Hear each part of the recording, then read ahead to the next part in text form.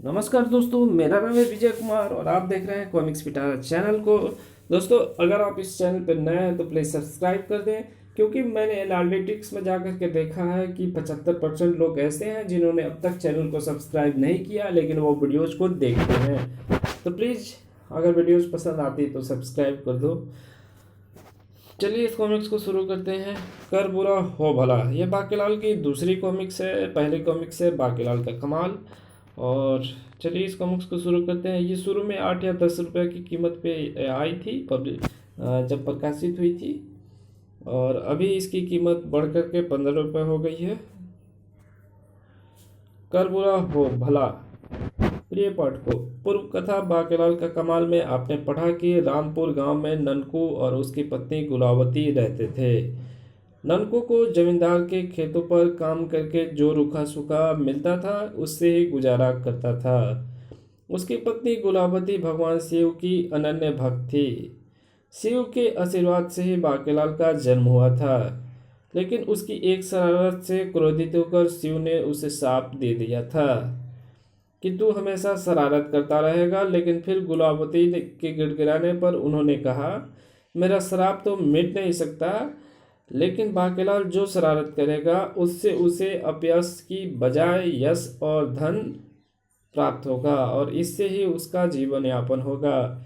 इस तरह शरारत करते और यश धन कमाते हुए बाकीलाल जवान हो गया।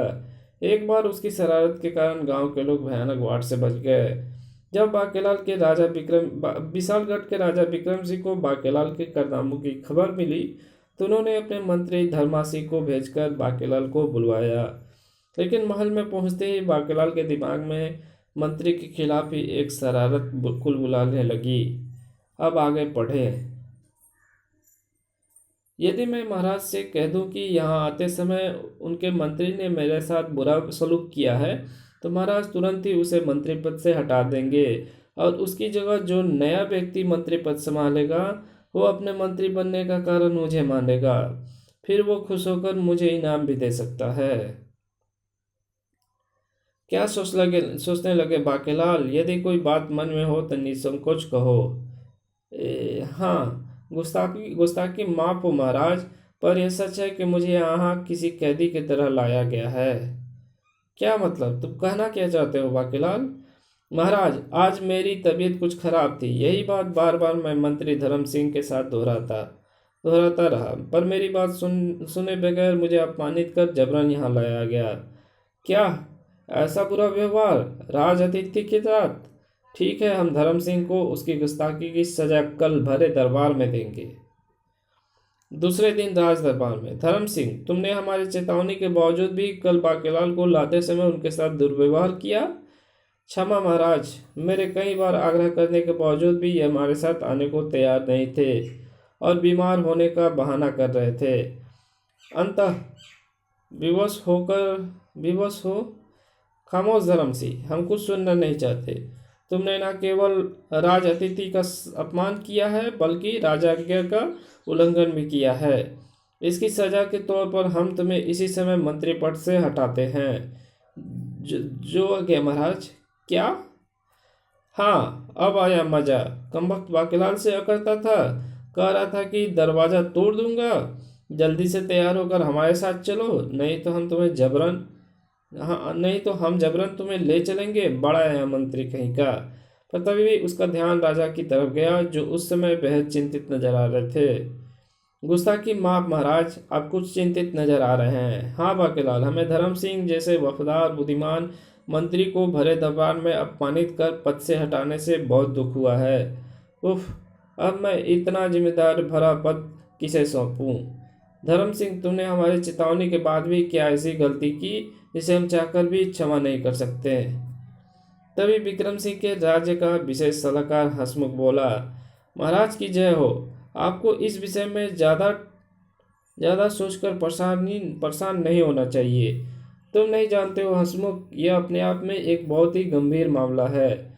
जाने मुझे क्यों ऐसा महसूस हो रहा है कि मैंने धर्म सिंह के साथ अन्याय किया है।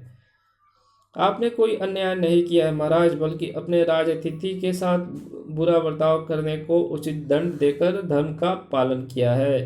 पर अब मंत्री पद के लिए योग्य व्यक्ति की तलाश की जो समस्या है महाराज, इसका हल मेरे पास है। अभी कुछ ही दिनों पहले अपनी शिक्षा दीक्षा संपूर्ण कर धर्म सिंह का भाई करम सिंह लौटा है महाराज। उसे कोई तो जगह राजमहल में देनी ही थी। क्यों? ओह, वाकई इस समय तुमने बहुत अच्छा सुझाव दिया है। करम सिंह को मंत्री बनाने के बाद मेरा मन से धर्म सिंह को मंत्री पद से हटाने का बोझ कुछ हद तक हल्का हो जाएगा। थोड़ी देर बाद विशालगढ़ का नया मंत्री धर्म सिंह का भाई करम सिंह था। राजा विक्रम सिंह जिंदाबाद, मंत्री करम सिंह जिंदाबाद। बेटा वाकई अब तेरी खैर नहीं, क्योंकि अब धर्म सिंह का भाई मंत्री है। वो अपने भाई की बेइज्जती का बदला तुमसे अवश्य लेगा। हे भगवान, अब क्या करूं मैं?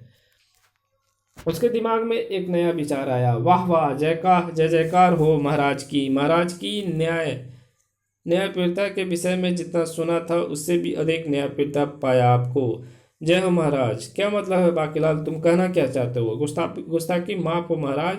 दरअसल मैंने आपकी न्यायप्रियता की काफी चर्चा सुनी थी, इसलिए मैंने यह झूठ बोला था कि मुझे लाते समय मंत्री ने मेरे साथ बुरा बर्ताव किया है। मैं आपके न्याय के अंदाज को देखना चाहता था। उफ वाकीलाल, ये तुमने मेरी और मेरे न्याय की बहुत कठोर परीक्षा ली है। तुम नहीं जानते कि तुमने निर्दोष धर्म सिंह पर अनजाने में ही सही, पर किया तो अत्याचार ही है। तो क्या हुआ महाराज, आप उन्हें फिर से मंत्री का कार्यभार सौंप दें?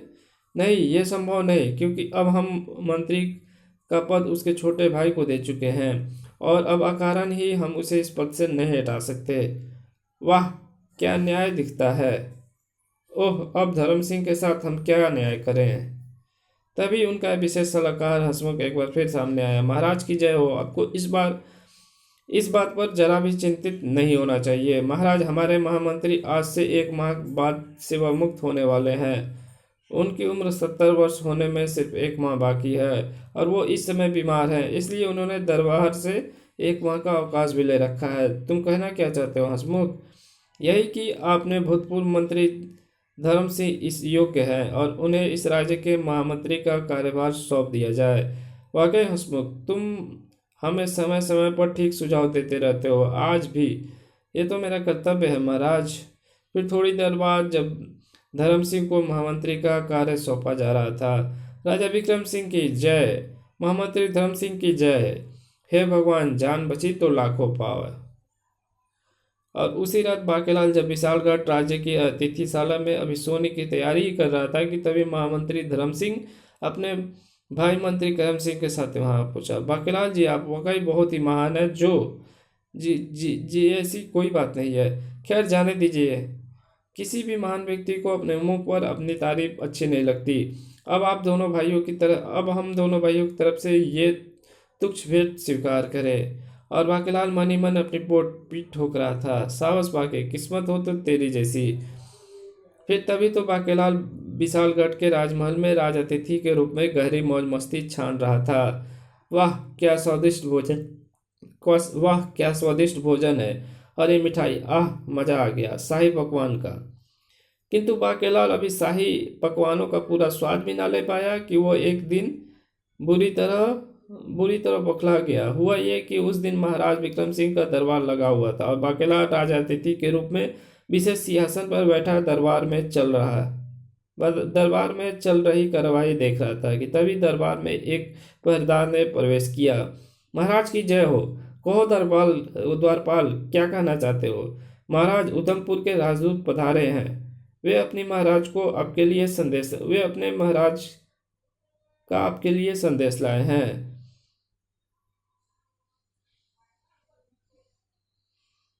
राजा की आज्ञा पाकर द्वारपाल उधमपुर के राजदूत को सम्मान पूर्वक दरबार ले आया।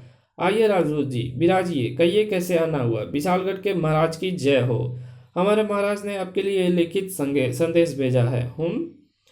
महामंत्री धर्म सिंह ने दस्तावेज राजदूत के हाथ से लेकर महाराज की तरफ बढ़ाया। महामंत्री, इसे आप ही भरे दरबार में पढ़कर सुनाइए। जो आज्ञा महाराज।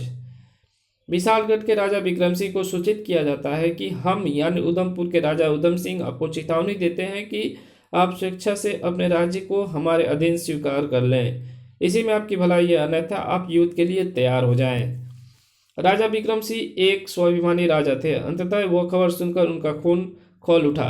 राजदूत, जाओ और उधम सिंह से कहो कि हमें युद्ध भूमि में मुलाकात के लिए तैयार रहे। जो आज्ञा महाराज। इसी के साथ राजदूत दरबार से बाहर निकल गया। और उसके जाते सेनापति, जी महाराज, आप युद्ध की तैयारी प्रारंभ करें। तभी महामंत्री चिंतित सा बोला, महाराज, उधमपुर के राजा उधम सिंह के पास हमारी सेना के मुकाबले दुगुनी तिगुनी सेना है। हम जानते हैं महामंत्री, और सच पूछो तो हम जरा भी युद्ध के पक्ष में नहीं हैं, पर हम किसी भी प्रकार अपने आत्मसम्मान और अपनी प्रजा के अह पर चोट नहीं होने दे सकते। अंततः यह युद्ध एक पूरी तरह से हमारी मजबूरी है। बस यही कारण था कि बाकीलाल मन ही मन डर गया था। बेटा बाकीलाल, भाग ले यहाँ से। तेरी मौज मस्ती के दिन अब खत्म हुए और अब यहाँ बात युद्ध की चल रही है और अपने राजा विक्रम सिंह की सेना भी विपक्ष के मुकाबले में आधी है। अंततः बेटा, भलाई इसी में है कि तू अब महाराज से विदा ले और यहाँ से फुट ले। और मन में आए इस विचार के साथ बाकीलाल किसी गहरी सोच में डूबे महाराज से बोला, अच्छा महाराज जी, अब मुझे इजाज़त दे। क्या मतलब बाकीलाल? बस महाराज, मुझे अब काफ़ी दिन हो गए घर से निकले, अब मैं घर वापस जाना चाहता हूँ। ओह, तुम्हारी इच्छा बाकीलाल, पर इतना जरूर कहूँगा, यदि तुम भी इस युद्ध में हमारे साथ रहते तो शायद तुम्हारी बुद्धि और सुझाव से हमारी सेना को कुछ लाभ पहुँचता। वो महाराज, मैं चलता तो जरूर, पर इससे पहले कि बाकीलाल भी अपनी पूरी बात करता, कोई नया बहाना बनाता, महामंत्री ने हस्तक्षेप किया। चाहे जो भी हो बाकीलाल, इस समय तो आपको महाराज की बात मानकर अपने देश की, अपने राज्य की जनता का पूरा सहयोग करना चाहिए। जी जी, ठीक है, जैसा आप लोग चाहेंगे वैसा ही होगा। हाँ हाँ, महामंत्री ठीक कहते हैं बाकीलाल जी। और इसी के साथ दरबार में खुशी की लहर दौड़ गई। बाकीलाल जी की जय हो, महाराज विक्रम सिंह की जय। साले जबरदस्ती मौत के मुंह में धकेल रहे हैं। बाकीलाल की जय का है कि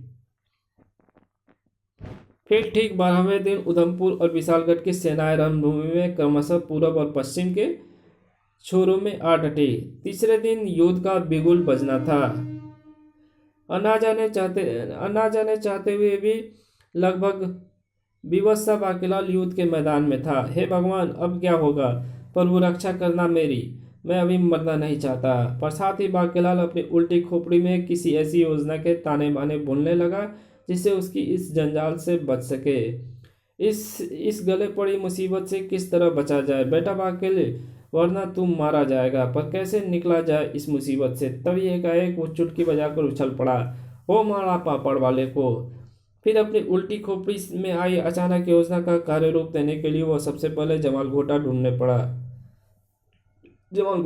चल पड़ा। वाह, क्या योजना आई है अपने संदार भेजे में। और दूसरे दिन सुबह भंडारे में जाकर उसने मौका देखा और फिर सैनिकों के लिए बन रहे भोजन में उसने जमाल घोटा मिला दिया। पर वो इस बात से बेखबर था कि एक सैनिक ने उसे पक रहे भोजन में कुछ मिलाते हुए देख लिया था। अरे, ये बाकीलाल जी दबे पांव भंडारे में क्या करने जा रहे हैं? अरे, ये तो भोजन में कुछ मिला रहे हैं, पर क्या? बाकीलाल भोजन में क्या और क्यों मिला रहा था वो नहीं समझ सका। अपनी योजना का प्रथम चरण सफलपूर्वक पूरा कर बाकीलाल ने चैन की सांस ली। हा हा हा हा हा हा, अब आएगा मजा। हा हा हा, जैसे ही सैनिक भोजन करेंगे उन्हें तो दस्त के ऊपर दस्त लगेंगे। फिर सारे सैनिक अपना अपना पेट पकड़ लोटा हाथ में लिए जंगल की तरफ दौड़ेंगे। फिर जल्दी सैनिकों की हालत इतनी खराब हो जाएगी कि ये लोग युद्ध के कतई काबिल नहीं रहेंगे। मैं चुपके से मौका देकर यहाँ से खिसक जाऊंगा और उधमपुर के राजा विक्रम सिंह के खेमे में जाकर उन्हें यहाँ की सारी स्थिति समझा दूंगा। और तब उधमपुर की सेना शीघ्र ही आक्रमण कर देगी। फिर आनन फानन में बिना किसी खास कठिनाई को उधमपुर की सेना विजय प्राप्त कर लेगी। और फिर उधमपुर के राजा मेरे इस कारनामे से प्रसन्न होकर मुझे ढेर सारा इनाम देंगे। मन कर रहा था कि राजा विक्रम सिंह से कि मुझे युद्ध के मैदान में कर रहा था कि राजा विक्रम सिंह से मुझे युद्ध के मैदान में ना ले चले, पर वे मुझे मरवाने के लिए यहाँ लाए थे। अब पता लगेगा कि बाकीलाल किस हस्ती का नाम है। उधर बाकीलाल यानी नमक हराम मन ही मन कल्पना के महल बना रहा था। इधर नित्य कर्मों से निपट कर्मों से निवृत्त हो सैनिकों की पहली टुकड़ी भोजन करने लगी। और जैसे ही सैनिक भोजन करके उठे, भोजन में मिले जमाल घोटे ने अपना असर दिखाया। उफ, ये अचानक पेट में दर्द कैसी होने लगी। आह, हाय, आई। और अगले क्षण भोजन कर चुके हमारे सैनिक हाथ में लोटे लिए जंगल की तरफ भागे। और जब सैनिकों की दूसरी टुकड़ी ने भी भोजन किया तो उसका भी यही हाल था। इसी तरह एक एक कर 5,000 सैनिकों की 5 टुकड़ियों ने भोजन कर लिया। फिर पांचों टुकड़ियों के सैनिक अपना पेट पकड़े लोटा हाथ में लिए जंगल की तरफ भागे। और फिर थोड़ी देर बाद हालत यह थी कि सैनिक जंगल गनी से निवृत्त होकर आते ही अपने हाथ मुंह धोते और फिर तुरंत ही लोटा हाथ में लिए जंगल की तरफ भागते। उफ, हाय। कुछ ही देर में सैनिकों के चेहरे इस कदर मुरझा गए थे कि वो वर्षों के पुराने रोगी नजर आने लगे। मेरा तो सिर चकरा रहा है, मुझसे अब और नहीं चला जाता। महाराज विक्रम सिंह के खेमे में महाराज की जय हो। कहो जवान, क्या कहना चाहते हो? तुम क्या कहना चाहते हो? महाराज, हमारी सारी सेना को एकाएक दस्त की भयंकर बीमारी लग चुकी है, सब बुरी तरह परेशान है।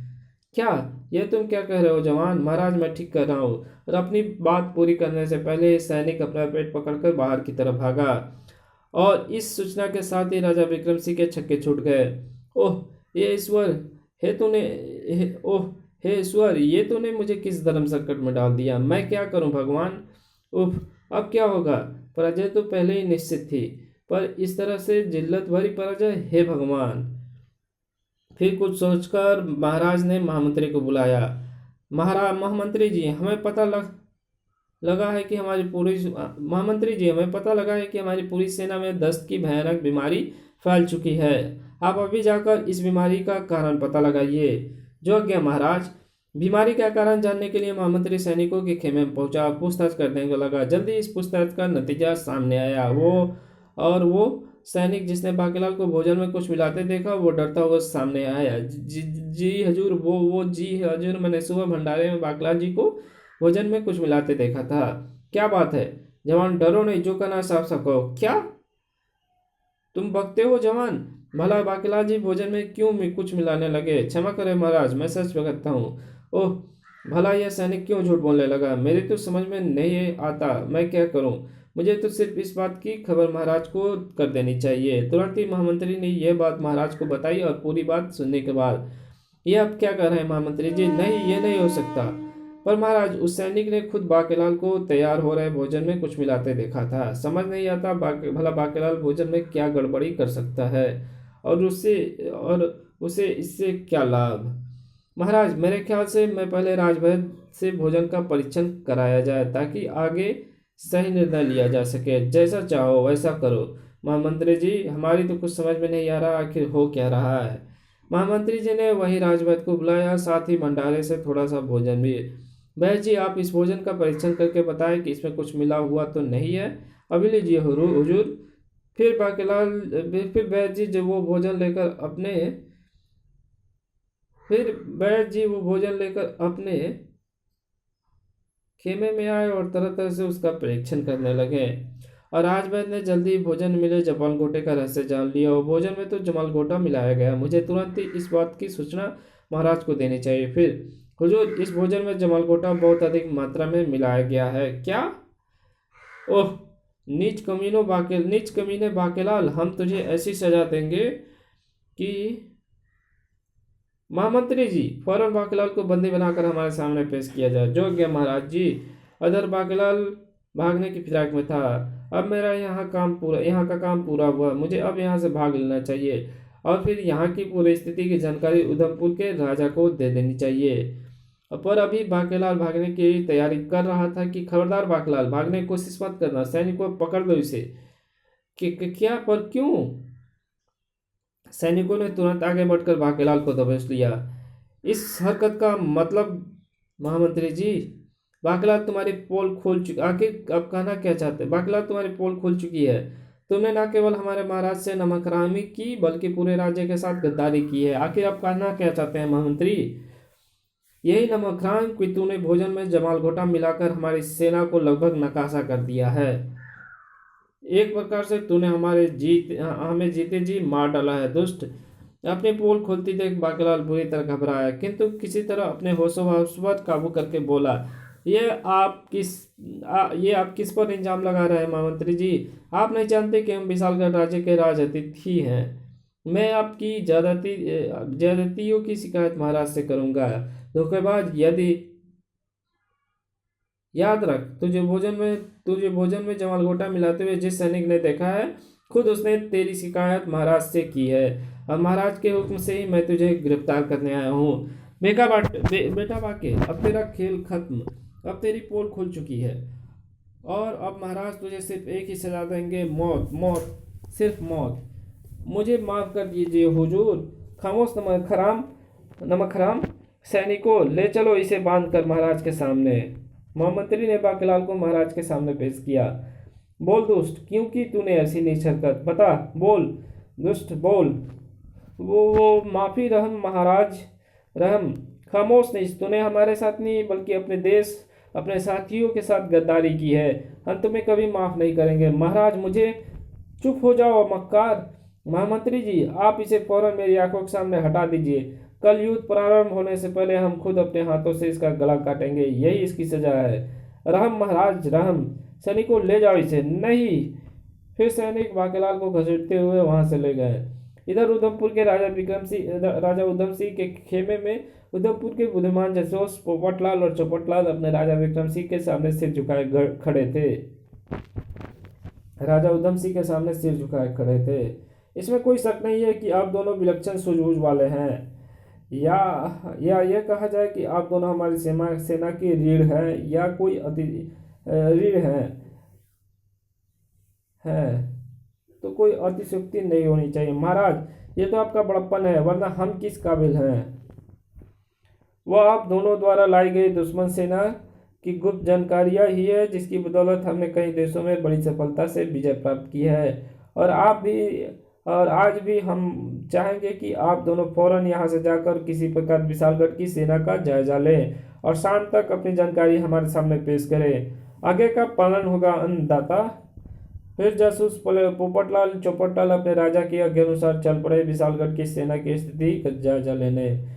और कुछ देर आगे चलने के बाद, भाई पोपट, वो देखो सैनिक सामने, विशालगढ़ के सैनिक। हाँ भाई चौपट, वो तो इधर ही आ रहे हैं। क्या हम दोनों उसकी नज़र में आ गए हैं? नहीं पोपट, ये शायद नित्य कर्मों से निपटने जंगल जा रहे हैं। देख नहीं रहे सबके हाथ में लोटे हैं। हाँ भाई चौपट, तुम ठीक कह रहे हो। हाँ, तुम ठीक कह रहे हो। और सुनो, मेरे दिमाग में जासूसी की एक सरल और नई युक्ति आई। क्यों ना हम दोनों यहीं किसी पेड़ पर चढ़कर आराम से बैठे? पोपट भाई, हम यहाँ दुश्मन देश की सेना की स्थिति का जायजा लेने आए हैं, ना कि पेड़ पर चढ़कर आराम करने। चौपट भाई, बात को समझने का प्रयत्न करो। देखो, दुश्मन देश का प्रत्येक सैनिक नित्यक्रम से निपटने इधर से होकर जंगल ही जाएगा, और हम यहीं पर चढ़े अनुमान लगा लेंगे कि दुश्मन देश के सैनिकों की संख्या कितनी है। मान गया भाई पोपट, तेरे दिमाग को क्या घासू तरकीब आई है तेरे भेजे में। तो फिर देर किस बात की? प्यारे, चढ़ ले उस बरगद के पेड़ पर। चलो ठीक है। फिर दोनों जासूस सामने खड़े विशाल बरगद के पेड़ पर चढ़ गए और सामने से जंगल पानी के लिए जा रहे विशालगढ़ के सैनिकों की गिनती करने लगे। फिर कुछ ही देर बाद, चौपट, तुम्हारे अनुमान से अब तक कितने सैनिक निवृत्त होकर वापस जा चुके हैं? यही कि करीब 50-55 हजार सैनिक।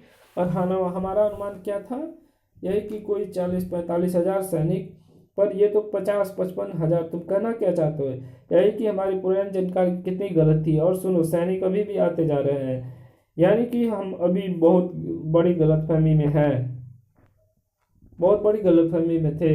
ये वही समय था जब विशालगढ़ के सैनिकों को दस्त की भयंकर बीमारी लगी हुई थी। वो बार बार लोटा हाथ में उठाए जंगल की ओर भाग रहे थे, और पेड़ पर चढ़े पोपट उन्हें नया सैनिक समझकर दुश्मन देश की संख्या के बारे में गलतफहमी में पड़ गए थे। सैनिक निरंतर आते जाते रहे। यह देख जासूस पोपट और चौपट लाल के चेहरे पर पसीने चमकने लगा। भाई चौपट, विशालगढ़ के महाराज के पास इतनी बड़ी सेना, ताज्जुब है। इसमें ताज्जुब की क्या बात है भाई पोपट। पड़ोसी देश के राजाओं के गुप्त मदद पड़ोसी देशों के राजाओं ने गुप्त मदद की होगी राजा विक्रम सिंह की। तुम शायद ठीक कहते हो।